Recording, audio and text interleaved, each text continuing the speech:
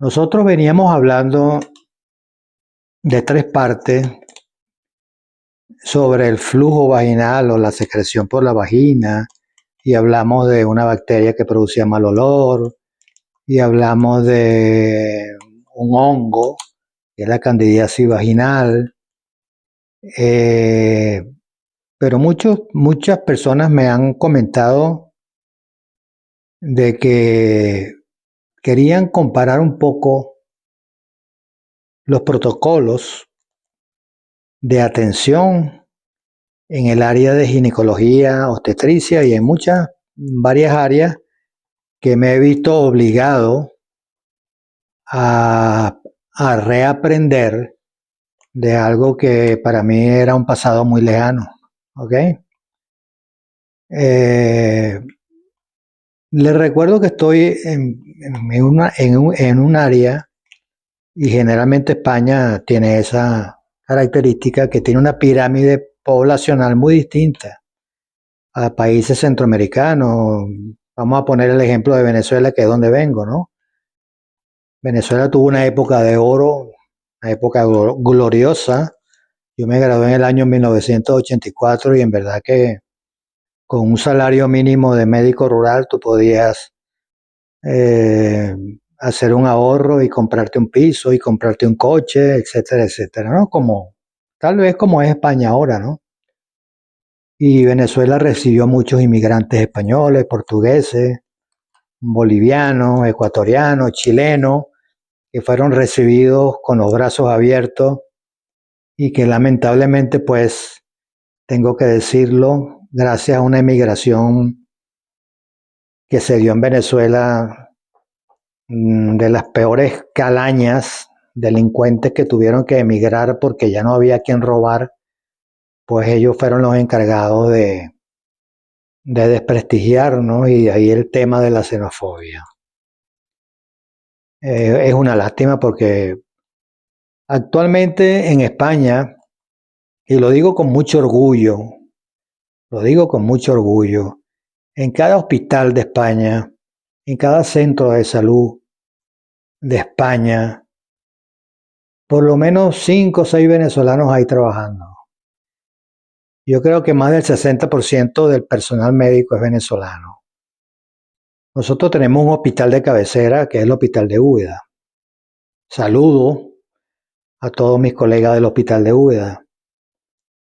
Y el Hospital de Úbeda tiene un grupo donde yo participo, que tiene más de 100, 110 médicos venezolanos trabajando en la urgencia con especialidades que no han podido ser homologadas, ¿no?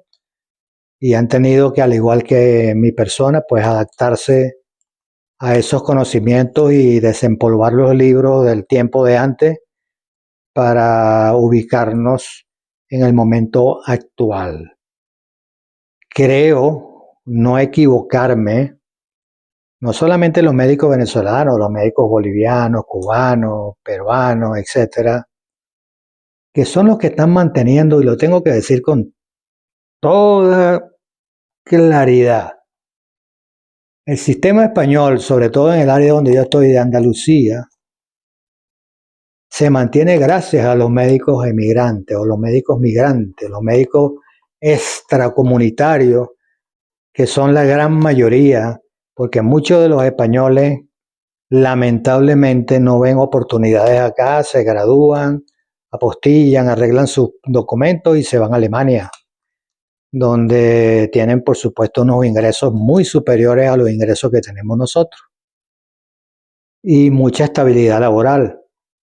Desgraciadamente, y tengo que decirlo como una falla del sistema, no estoy criticando a nadie en particular, ni esto depende de ningún gerente ni nada, pues en España hay mucha inestabilidad laboral. En España vemos médicos que yo, en mi caso, tengo ya casi 9 años ejerciendo en varios centros de salud y otros colegas tienen más tiempo. Y todavía siguen con un contrato de 1 año, 6 meses, ejerciendo la medicina, siempre con el miedo de ser cancelado su contrato o de que alguien gane en bolsa y lo suspenda y el médico pierda todo ese tiempo acumulado aquí en España. Bueno, es una política, yo no me tengo que meter en la política española, pero creo sinceramente que está equivocada, porque es que en España prácticamente no quedan médicos.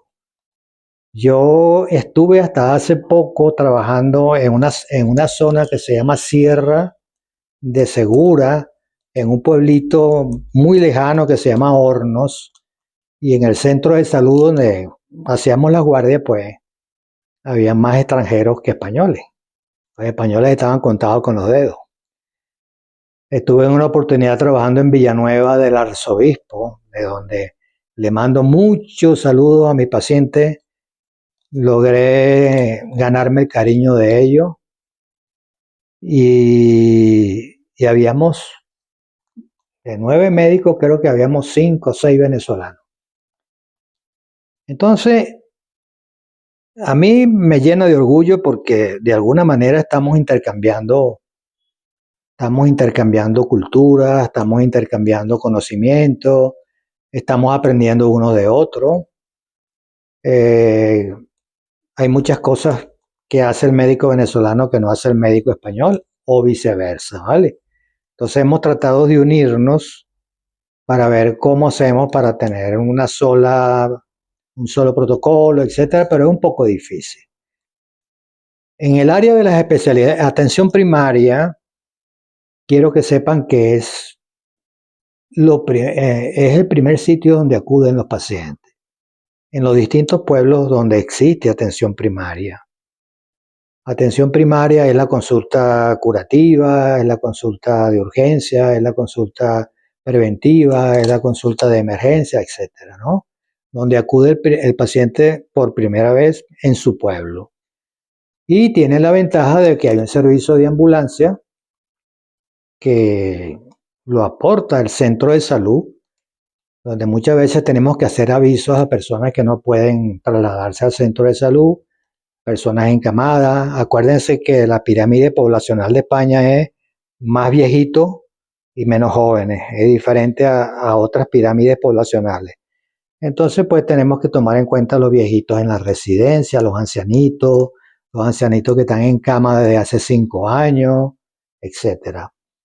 Yo personalmente pienso que aunque digan que España tiene la mejor expectativa de vida, es cierto. Tenemos una expectativa de vida de 90 y pico de años, ¿no? Pero es una vida que está allí por la industria farmacéutica, no es calidad de vida. Si voy a durar 95 años y resulta que tengo 10 años tumbado en una cama lleno de escaras, infecciones, etcétera, eso no, para mí no es vida. Entonces no se trata de cuánto duremos o una competencia a quién llega más viejo, ¿no? Porque a nadie le gustaría llegar a viejo, ojalá nos pudiéramos plantar en 30, 40 años y de ahí no envejecer más. Pero lamentablemente no es eso, el ciclo vital es un ciclo vital que no lo para nadie. Yo a veces hago un poco de broma cuando digo, bueno, pero ¿qué quieres tú? ¿Morirte con calidad de vida? Si tienes calidad de vida no te vas a morir. Entonces, y he visto desafortunadamente personas que hacen ejercicio, sacan masa muscular, trotan 15 kilómetros al día, hacen ciclismo y mueren a los 50 años. Como hay personas que fuman, son diabéticos, hipertensos y no sé cómo todavía están vivos y andan vivos por allí. Entonces esos son los misterios de la medicina, ¿no? Donde tiene que juega mucho el papel de la genética, de los padres, la madre, etc. Esto que yo estoy diciendo son temas científicos. Vamos a hablar de los embarazos del adolescente, de qué podemos hacer en el embarazo, cuáles son los protocolos ecográficos que deben hacerse durante todo el embarazo, que son muy distintos a los que hacen acá, sin crítica, ¿ok? Simplemente que somos países opuestos y allá tenemos una manera de hacer las cosas y aquí tienen otra. No significa que una sea mejor que otra, pero voy a tratar de razonar por qué lo hacemos de esa forma y por qué aquí lo hacen de otra forma. Eh, He tenido la oportunidad de conocer muchos ginecólogos, me les he presentado como ginecólogo no homologado, desafortunadamente. Sin embargo, pues les adelanto que en diciembre termino mi contrato con Sanidad, voy a hacer la jubilación y trataré en lo posible de ver si se puede establecer aquí un consultorio donde yo pueda de alguna manera manejar esas asesorías ginecológicas, obstétricas, etcétera, ¿no? Que ustedes necesitan sin que eso altere la ley, ¿ok? En caso de no poder hacerlo, pues les anuncio que tendré que regresar a mi país, donde no tengo necesidad de hacer las cosas ocultas, volveré a ser ginecostetra y desde mi país pues estaré también haciendo mi plataforma de YouTube y llevándoles a ustedes la mejor información posible. Y quizás con videos de una cesárea que yo mismo hago, una histerectomía, etcétera, etcétera. Para que ustedes vean la labor del ginecólogo y del médico en general. Han dirigido tanto a mujeres jóvenes, adolescentes. No se les olvide que tenemos embarazos de adolescentes. Tengo una paciente, por cierto, ahora de 14 años embarazada. Así como también tengo una paciente de 43 años de alto riesgo, con una alta posibilidad de tener un feto con una alteración cromosómica que me fue a la consulta como médico de cabecera, ¿no? Y así por el estilo. Eh, He atendido partos fortuitamente en los centros de salud de acá, cosa que me ha alegrado mucho porque es como que estuviera tratando la abstinencia, ¿no? En mi primer año de posgrado atendí más de 1000 partos, porque el residente de primer año atiende partos. El de segundo año ya se empieza a meter en las intervenciones, hace el grado uterino, abortos, etcétera, y atienden pacientes graves, hospitalizadas por una preeclampsia grave, por un desprendimiento prematuro de la placenta, que han recibido transfusiones, que se les ha salvado la vida. Y el tercer año, pues, es un entrenamiento de adjunto ya de médico especialista, que es el que lleva, digamos, las órdenes y el que lleva el control de todos los demás residentes.